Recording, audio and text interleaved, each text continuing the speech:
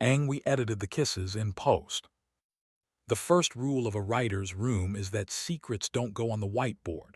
My name is Theo. I'm a story editor on Stone Harbor, the kind of streaming drama that teaches people to mispronounce prestige. The man I loved was Colin, our sound mixer, who could make rain sound expensive and silences sound like choices. We shared a rent-controlled one-bedroom over a laundromat that timed its spin cycles to our arguments. Our rules lived on a yellow sticky by the kettle. Be home when you say. Don't rehearse breakups. Kiss before sleep. We didn't write anything about showrunners who speak in allegories, agents who weaponize brunch, or proximity badges that open more than doors.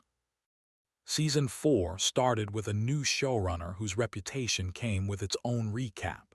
His name was Marcus Hale, and he'd made one canceled masterpiece and two guilty pleasures that paid for everyone's kitchens. He walked into our room in a black sweater that did personal growth and said, "We're going to write the scenes no one deserves and everyone recognizes." The room laughed because the room wanted to be chosen. He looked at each of us like a script note he decided to keep. When his eyes found mine, they paused the exact length of a beat between lines. "Theo," he said, like he already knew where my commas lived. I pretended not to be flattered. Colin met him first by accident, which is how audio meets power. He was laying out lav mics for a table read, that chaos disguised as commitment, and Marcus leaned into his space with the ease of men who trust lighting. "You make the room feel honest," Marcus said, adjusting a mic clip with careful fingers. "You make it sound like that," Colin replied, and I watched the small electricity that passes between men who are good at different essentials. Marcus smiled, brief, and moved on. We were good, Colin and I. Our domesticity was competent. A compliment no one writes sonnets for but everyone survives because of. He'd come home from a 12-hour mix with ears that needed quiet and set his forehead to my shoulder, and I'd take a step backward with him like a trust exercise you do in kitchens. Sex lived where it should and liked the lights we used. He'd put his mouth just behind my jaw and ask, "Here?" with a grin that made my impatience retire, and I'd say, "Yes," and the room would agree. The intrigue started with a bottle episode and a note. Stone Harbor had never done a bottle. We preferred sea fog and legal depositions on location, the kind of budgetary hubris that makes producers pretend to breathe. Marcus pitched an hour in which our lead couple fought in a kitchen while a storm rehearsed outside. "We'll lock the camera," he said, "and let the bodies do the plot." The room hummed with relief at a challenge that looked like craft and spent like virtue. He assigned me the draft. "Write me a kiss that ruins a strategy," he said on the way out. Later, a post-it appeared on my laptop in his square handwriting.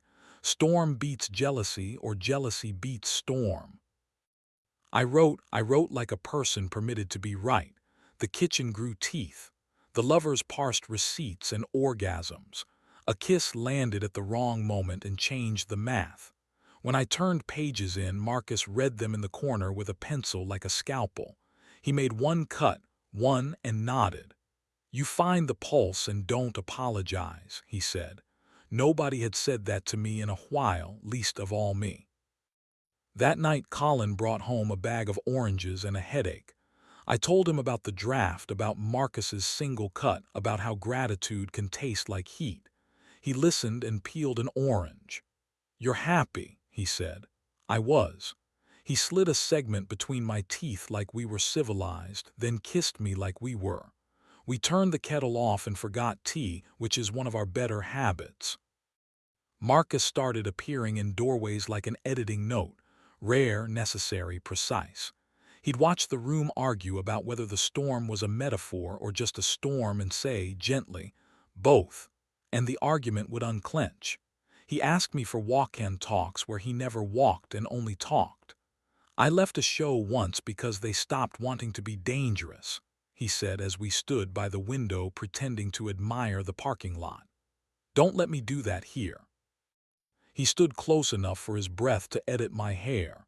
I thanked him for the calendar time like an intern who needed to keep his face. I didn't step back. The first kiss had a cue. We were in an empty mix stage at night because Marcus had decided to listen to silence before he approved the storm. He sat in the director's chair with his knees apart, a geometry men pick when they'd like the world to bend politely. Colin was home, asleep. I was on my second coffee that didn't fix anything. Marcus was telling a story about a play he'd done a decade ago where the audience applauded a breakup because the lighting understood shame. "I want that here," he said. "Applause for honesty," I said. "Honesty doesn't get applause, it gets distribution deals." He laughed, honest, surprised. Then he stood and the chair creaked and he came close. "You write mouths like you've earned them," he said, and I said, "We don't need research." And then I let him kiss me because there are mistakes that masquerade as rehearsal. It was decisive without being cruel. His hand took my jaw like a sentence that needed a period. I stepped away because I still had a home, and because the console lights blinked like a conscience. I told Colin the next morning, I am not built for secrets that share walls. We sat at the little table while the laundromat below confessed to the block. He listened the way he levels patiently with tiny adjustments. "Do you want him?" he asked. "I want the room he gives me," I said. He nodded once. "Then don't redecorate our place with it," he said, "and don't bring his weather to bed." He slid his foot over mine under the table, a small anchor, then stood to kiss my hair because sometimes mercy is tall. We established rules that fit on a text. "Tell me if it happens again." "Don't leave me guessing." Guessing is a genre I hate. No scenes at work that migrate home. We were nearly good at them for a week. Casting introduced an actor whose resume had learned to smile. His name was Adrian, and he was a guest star playing our lead's new co-counsel, a man with better suits and worse ethics. He said hello to the room with an accent he left in his trailer and found my eye with that generosity curious people offer when they're shopping for allies. He shook Marcus's hand and laughed at something quiet Marcus said. The air changed. I pretended not to notice. Colin noticed. "Don't write your own affairs," he said, half joking. "Let the actors earn them." We went a set for the bottle episode on a Monday. The clouds blessed us with overtime. The kitchen set glared with sincerity.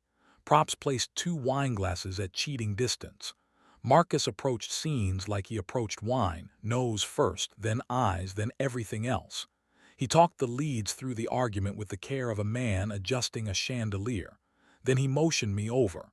"Swap lines 26 and 28, he murmured, too close. "Let the kiss find the space you forgot." He touched the script while I held it. His finger brushed mine. Electricity auditioned. Adrian watched all of this like a man memorizing a heist. During lunch he found me by the coffee urn. "You write fights you hope you don't deserve," he said, and I wished I didn't like how he sounded saying it. He asked if the kiss in the script was based on research. I smiled my professionalism and said kisses were a composite the way characters are. He raised an eyebrow like a lighting cue. "Composite is such a careful word," he said, and then took his tray to a table where Marcus already sat. I kissed Marcus again in the stairwell behind stage B, a place that confesses to everyone eventually. The second kiss was softer and worse.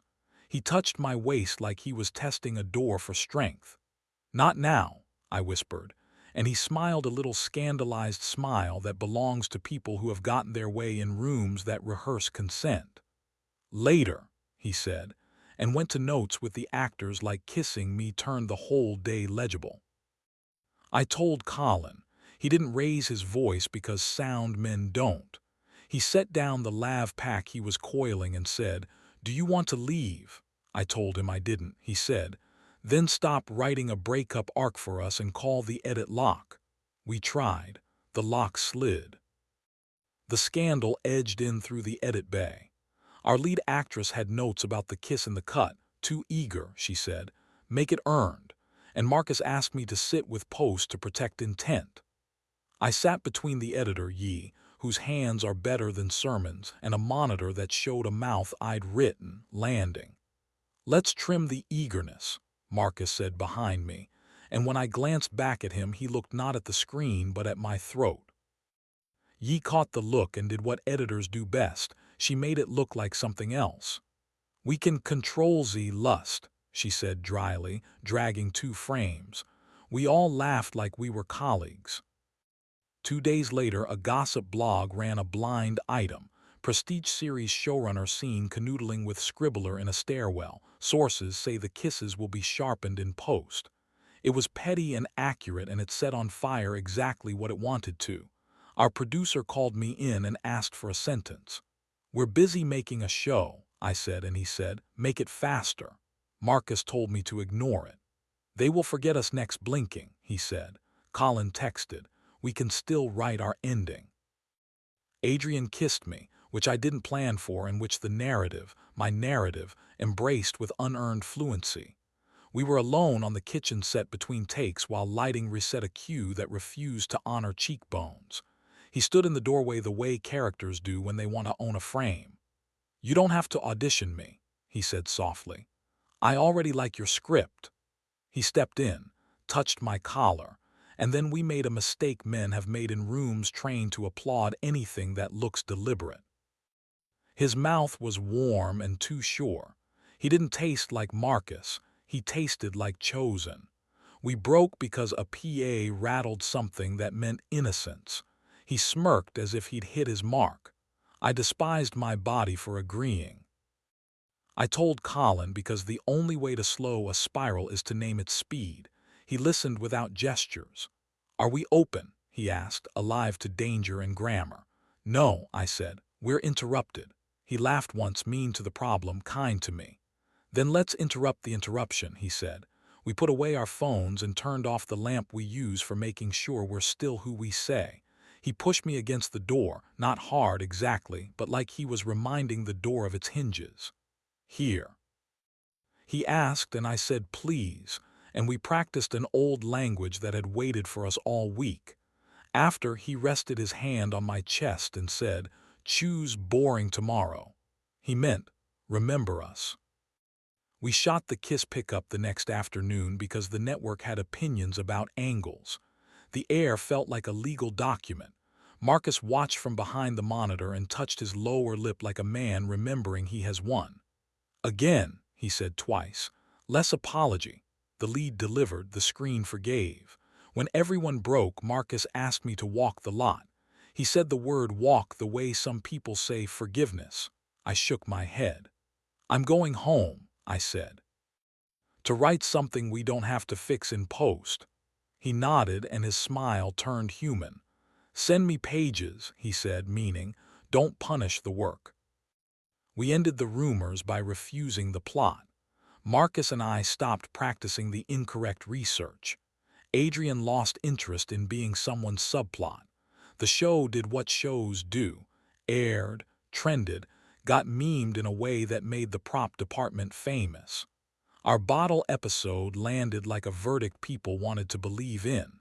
Someone tweeted that the kiss felt like an earthquake you hope had a permit. Yi won an editing award. She thanked our brave producers and then texted me a string of scissors. Marcus invited us all to a wrap party at a bar that wanted to be a thesis about wood. He didn't corner me, he didn't need to. He gave a toast about storms and kitchens and the miracle of intelligent forgiveness. When the speeches thinned, he came to me and said, "We got away with it," and I said, "We made something," and those sentences did not argue. He didn't touch me. He put his hands in his pockets and said, "You made me better." I believed him and didn't spend it. I took a car home instead of staying for the karaoke that turns crew into poets. The driver asked if I was the guy from the gossip blog. I tipped quietly. I found Colin on the couch with tea and self-respect. He looked up and there were no notes in his gaze, just the green light we've earned. "Did you choose boring?" he asked. "I chose us," I said, and sat with him, and he put a hand on my throat gentler than television allows. "Here," he asked. Yes, I said, and our apartment decided to renew for another season. We added a fourth line to the sticky note by the kettle. Don't edit the truth until you've heard it. It looks trite in daylight. It works at night. When I catch myself narrating us like an episode, I make coffee and let the kettle steam up the window until the glass says the word home. Marcus texts sometimes still, pages, and I send him scenes where storms lose and jealousy learns a job. Adrian booked a limited series with better suits. Ye cut our behind-the-scenes reel, so the kitchen looks like a prayer someone answered on time. If anyone asks me what the bottle episode was about, I don't say scandal or productivity or men who forgot their mirrors. I say it was about learning which kisses need coverage and which ones you keep. We edited the kisses in post, but not the ones that matter. We were home when we said. We kissed before sleep. And when the laundromat below us sang its nocturnal hymn and the city pressed its cheek to our window like a nosy neighbor, we did not audition for anybody. We took each other's hands like showrunners. We made the days cut, and we let the credits roll exactly when we wanted them to.